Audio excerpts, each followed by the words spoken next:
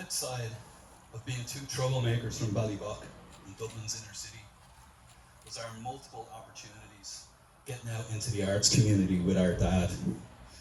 He involved us in everything he was able to, not always out of desire. Sometimes, especially during the summer months, my mom needed a break from us. So my dad would take us to rehearsals and we'd sit quietly in the back of the auditorium while the actors and my dad, the director, knocked the play into shape. What was great about being at rehearsals was that the actors, knowing we were Peter's kids, talked to us generally like adults. Where were we going to school? Do we like it? Favourite subjects? What kind of music are you into? That one was for me. What kind of sports are, who are you supporting these days? That one was more for my brother. They were genuinely interested in us and in our intellect. We weren't treated like we were destined to get caught robbing a shop and end up in jail. We were treated like we were important, like our interests had value, like we mattered. It was at one of these rehearsals when I was 10 that the actors took a break for a cup of tea. One of them had been playing an acoustic guitar as part of the show. I'd had my eye on that as an item of interest, and as soon as they broke, I leapt up onto the stage and I picked it up. Not knowing anything, I just started strumming the open strings, wondering, how could I make this thing sound like the actor who'd been playing it so well? Here, son, come here, let me show you something. I handed him the guitar. Okay, do you know this? He picked the opening 6 notes of the Beatles' Ticket to Ride, and then he strummed the chord to finish. It was like magic to me. Hardly looked like he was doing anything, and yet I heard everything. Jesus, that's bleeding deadly, I said. He sat me down beside him and put the guitar in my lap. Now you're going to learn it, he said. Put these 3 fingers here like this. You'll never get this wrong, he said, because they go right in here on the 2nd fret. I moved my fingers into position. Okay, now just strum the chord. I did, and it sounded muffled. But just make sure these fingers aren't muting any of the strings above and below. It was hard. My fingers were hurting already, and you could see that they were. Okay, relax your fingers for a minute. Give them a little break. And when they feel okay, try again. I'm just grabbing a cup of tea. Be back out in a minute.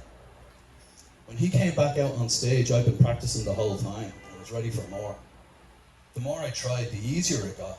And I was jonesing for that next little salvo, the opening notes to the tune. Great, said my dad. You're really getting it. Okay, now you're going to play the next bit like this. Pick this note here, then the high E string, and back up these 3 strings, and take that finger off here and play this string and the next string up. It was hard, but there was an obvious pattern to it, like a magician's spell, but easy to learn and remember. That's it, said my dad. Keep practicing that. You have it. That's your first song. I think I'm going to be sad. I think it's today, yeah. The girl that's driving me mad is going away, yeah. I had to give it up then as rehearsals were starting back up again. I was fucking dying to get my hands back on that guitar. I knew a song. I wanted to practice and get better. Definitely learn the next chord. I think it was a D chord. Yeah, it even looked like a D. Music, guitar, became a new artistic and emotional output for me. But finding space in the guitar schedule got harder and harder. And one night, the actor who owned it stopped by our house to say hello to my mum and dad. If you don't remember, this is how people used to act in the olden days. You were passing by somebody's house, you dropped in for a cup of tea and a hobnob. How are you, Vinnie? As he came in the dining room door. How's your guitar doing? Any info on my sweetheart was welcome, and maybe I could figure out a way of connecting with it for a jam soon. Jesus, I had to pawn it, Rossa. I needed the rent money this month. Maybe I'll get it back next month and I'll bring it around for you to borrow then. Wait, you what? My dad. You what? You didn't, my man. Vinnie was a bit taken aback. I mean, it was his guitar after all. I did. I fucking had to. I'm smash broke, Peter. But we would have bought it for Rossa, my man, not mincing her words as usual. My heart was sinking. At least when Vinnie had it at his house, he'd bring it around, or I might be around there with my dad and I could keep jamming on Ticket to Ride. I had all 3 chords of the verse down and I was making great progress. It just was hard to keep really making leaps when you only got to practice now and then. How much did you get for it, Vinnie? Said my mum. 50 quid, Sheila. Do you think you could get it out of the hock, Vinnie? If I gave you the 50 quid plus the extra, would you at least go see? Fuck yes! Absolutely loved my mum right at this second. Both my mum and dad. They knew how much my new interest meant to me and how much I enjoyed it and just how quickly I was progressing with it when given the opportunity. Yeah, Sheila, no problem. I'm going to be in town tomorrow. Give us the money and I'll see what I can do.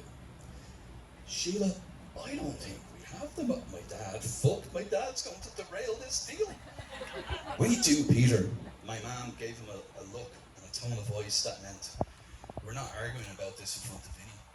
We can discuss it later, but right now, this second, this is 100% this is what's happening. There you go, thanks Vinnie. My mum took the cash from her purse and handed it to him. My brother was silent. This was very unusual because in my house, ordinarily, one of us couldn't be given a bag of Tato crisps without the other one screaming bloody murder for his packet. How it wasn't fair, and why does he get one and I don't get one, and on and on. My parents had a rule at Christmas. We had to give them the money that our granddad palmed to each of us, and then they took it and put it together and split it in half and gave it back to us. Fair was fair. My granddad's favouritism towards my brother wasn't going to pass muster in our house. There was always grumblings, but it was always understood that this is how our family did business. And this was major. This was a potentially major purchase, a huge gift. This amounted to your main Christmas present, before the stocking stuffers and such. This was massive. And for some reason, my brother was silent. It was as if he'd had a similar realization to me. If this worked out, if Vinnie managed to get that guitar out of hock, this would be a gift beyond jeopardizing.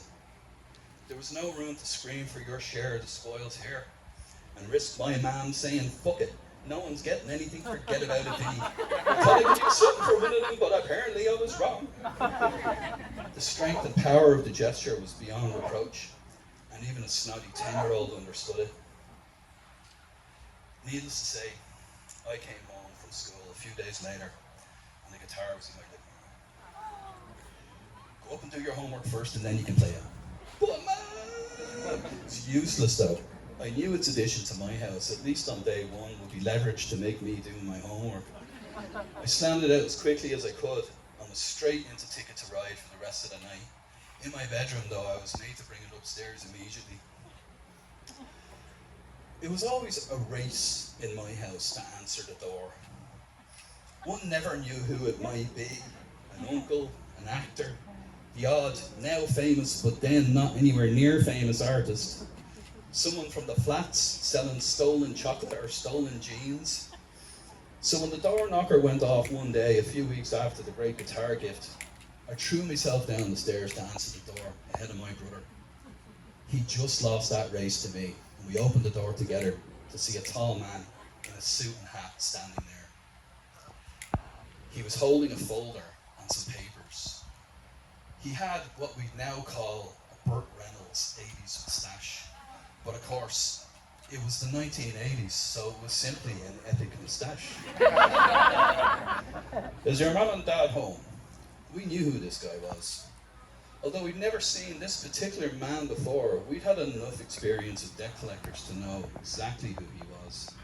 Mom, there's somebody at the door! My mom came out into the hallway from the dining room. Oh, right, she said. Kids, go inside. My brother went inside, a lot less concerned with this particular visit, while I ran up the stairs and I hid around on the first landing so I could spy on the conversation. How are you, Mrs. Sheridan? I'm here to collect the fine for the TV licence. That'll be £58 today. Will you be paying cash? Well, of course it would be cash. There weren't any checks in this rundown house. Mr. She stumbled for his name. Flaherty, he said. Flaherty. Mr. Flaherty. I know when we talked a few weeks ago, I said I'd have the money. And to be perfectly honest with you, I did have it there for a minute. But a family emergency came up, and well, I just don't have it anymore. I promise you, if you can give me a couple more weeks, I'll have it then. I promise you. Mrs. Sheridan, I'm being perfectly honest now. I'm supposed to be calling the Gardaí and taking your TV right now. But in deference to your husband, who's a pillar in the community, I'm going to spare me the headache and you and your 2 kids the embarrassment, Mrs. Sheridan. This isn't going to slide next time. I will be back in 2 weeks. Our family avoided a small disaster that day, and I learned how far my mum would go and the bad fuckers she'd stand up to provide anything for her kids so that her kids could make headway in the world. I still have Vinnie's guitar. It's retired now. It's back at my parents' house in Dublin. Having travelled across the United States with me, playing cafes in Austin, Texas with my friend Paul, who I met in the park one night on a random wander around an Austin neighbourhood, and parties in my house and others in San Francisco, often with my mates from Ann Arbor, Michigan, who are all seriously talented players. It's incredible how much an instrument can mean to its owner, or guardian, depending on how long it's expected to be around. Those first few months of playing around Austin are embedded in the fibres of that guitar. Names long since forgotten, smells and vibes, and the crazy summer Texan heat. The new tunes I played for Melissa, long gone, but not her name. That guitar doesn't play so well anymore, but I'd never ever let it go. Thanks.